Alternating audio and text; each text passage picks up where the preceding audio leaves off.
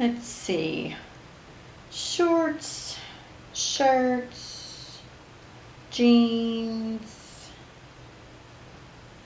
bathroom. I need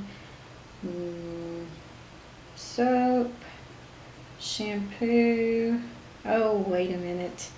I also need the kids' shorts and jeans and shirts. There's got to be an easier way to do this.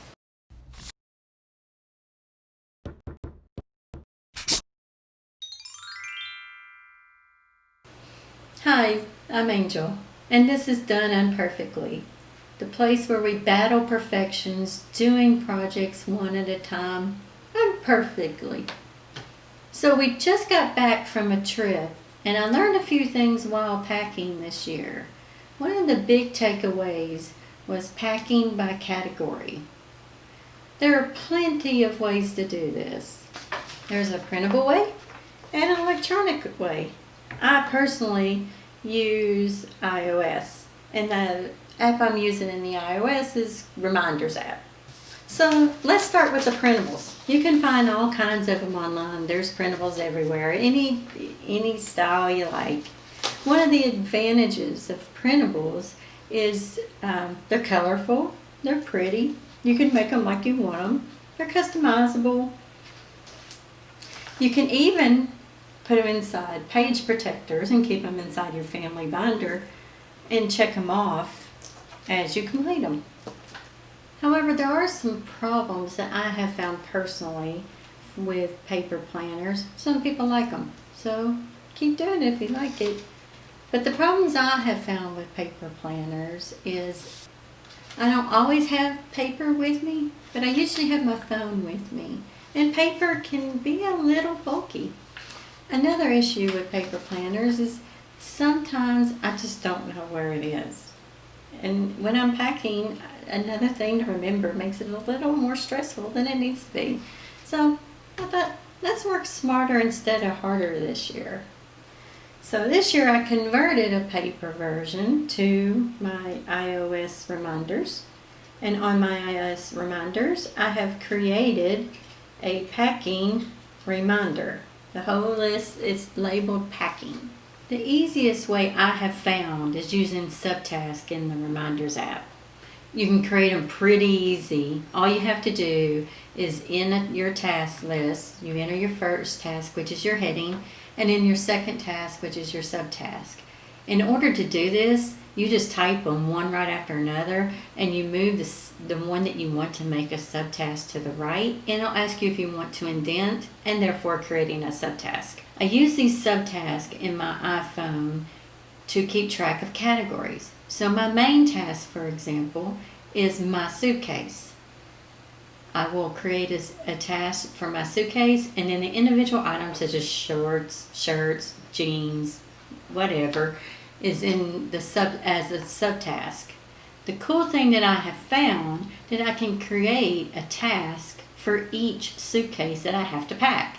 So I've got me covered, and I've got my daughter covered, and my son covered, and that way I know that those items are done. So as I'm packing shirts, as a normal planner would have, if I'm packing shorts, I know my shorts are packed, my son's shorts are packed, and my daughter's shorts are packed. Each one are tracked separately. Comes in so much more handy than trying to remember if everyone's shorts are packed. Another thing I used this year is I created 2 bathroom bags. If you're like us with a family of 6 plus extras that go with us, you're getting a place that has more than 1 bathroom. And so in order to do that, I create the main bathroom checklist, and then I create with all the individual subtasks such as soap and shampoo and what have you, and then I create another task with subtasks for an extra bathroom. It came in very handy this year, and we didn't have to run back and forth for shampoo between the 2 bathrooms. I had one bag fully packed for the main bathroom, and I had another bag fully packed for secondary bathroom. Try it. I think you're going to like that idea. Additional ideas to your categories could be, for example, a beach list. We have a beach list that we use every year. It's the same items we take, you know, the canopy, the chairs, the cooler, all the things that you want while you're out there enjoying the sand. So what's cool about this is if you do it by category and you're not going to the beach, you can either set the paper aside, or if you're like me and like the electronic, you just clear the whole category as completed and you don't think anything else about it. Another area to consider is en route. We always need stuff in the car to and from. You know, the snacks, the video games, the laptops, whatever keeps people busy on the way to and from as you enjoy your vacation. Additional task list that I have is a pre-trip task list. This is stuff like grabbing the cash at the bank so I can get stuff done before we head out on our trip. Another list I use is an at-home list, like is the dog taken care of? Food and water ready? Is the mail handled? Is the keys given to the neighbor or family member to take care of the house while we're gone? You know how it is. You get to the beach and you're like, I forgot to pack that. The cool thing about using the reminders on your phone is that happened to me this year. There were 3 things I left at the house that I should have grabbed on the way out the door, but it wasn't on my list. This is part of why this channel was created. It's not about perfection. It's about learning and changing things up so you're not banging your head against the wall every time you do it. So I told myself, never again will I forget my camera battery. So when I got to the beach, I was able just to put in there camera battery. Now, on future vacations, as I go to pack, it'll show up and I'll remember it. It's a learning process. I learn from it every year. Anything I forget just gets added, I let it go, and then the next year it'll be ready for me and I'll remember it. In iOS, on your reminders, you can add times and dates when you want to be reminded of something. How often do you remember that your passport needs to be renewed?